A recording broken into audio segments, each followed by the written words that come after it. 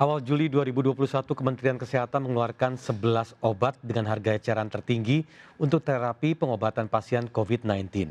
Namun pada 13 Juli 2021, Badan Pengawas Obat dan Makanan atau Badan POM mengeluarkan surat edaran izin penggunaan darurat atau Emergency Use Authorization terhadap 8 jenis obat untuk terapi kepada pasien COVID-19. Dan berikut liputan tim Delik RCTI dalam jurus menangkal virus.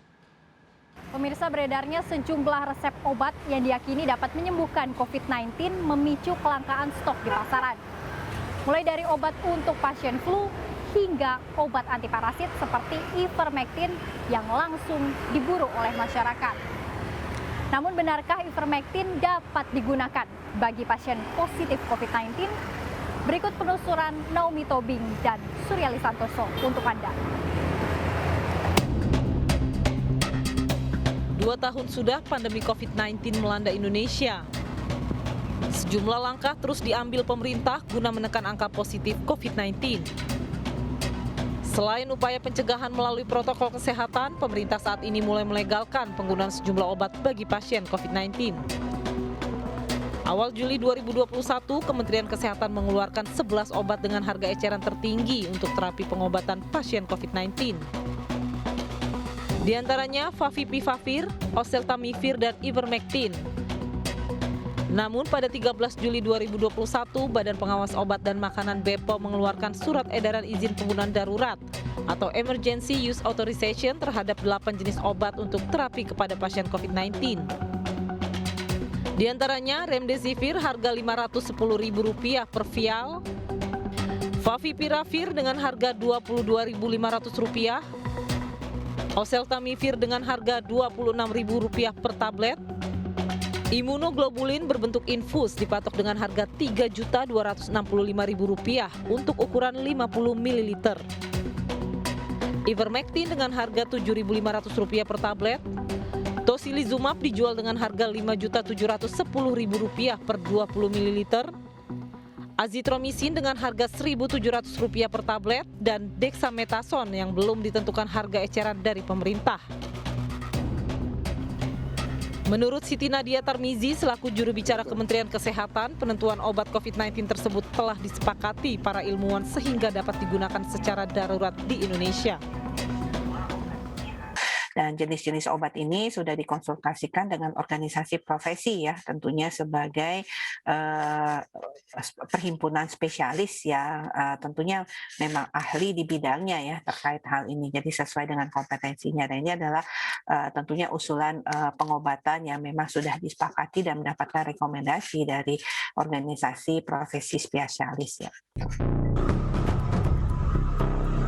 Tim Delik pun melakukan penelusuran ketersediaan obat-obatan yang telah dilegalkan penggunaannya oleh BPOM.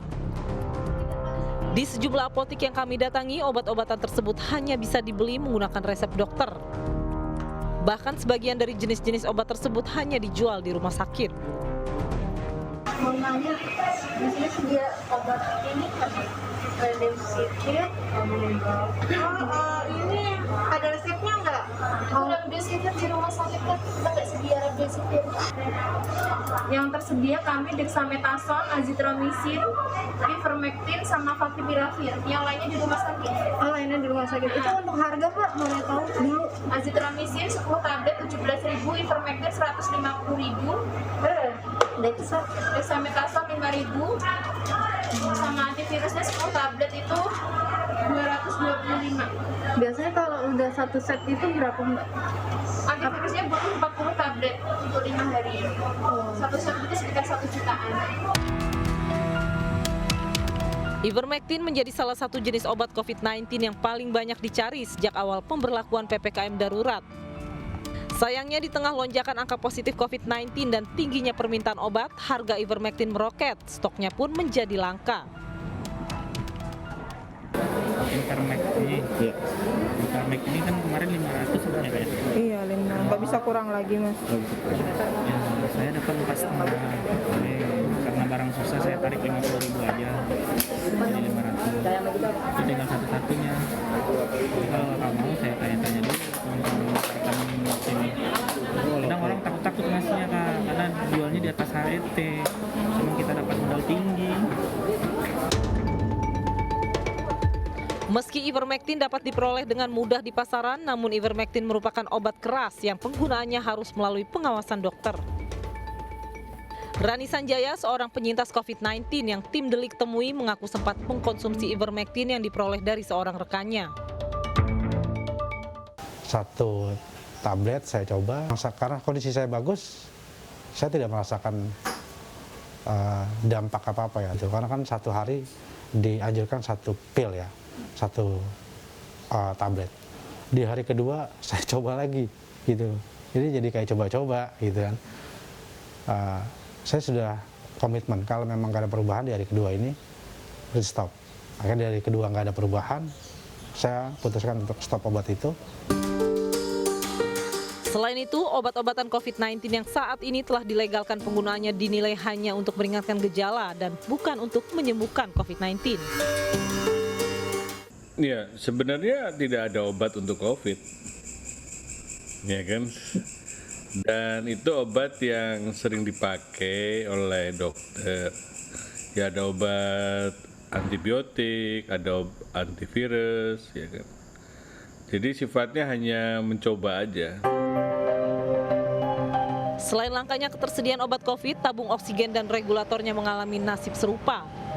Selain langka, harga regulator oksigen ikut melonjak.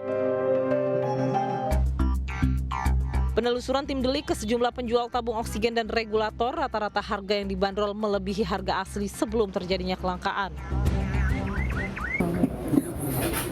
Atau nanti ada barang yang datang, saya ambil berapa aja? Ada regulator. Ada mahal. Mas punya? Ada mahal.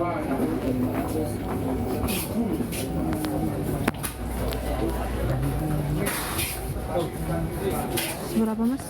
1.500.000. Ada barangnya tapi? Iya kakak mau gak? Kalau mau saya pesenin. Harga awal cuma 200 sampai 225.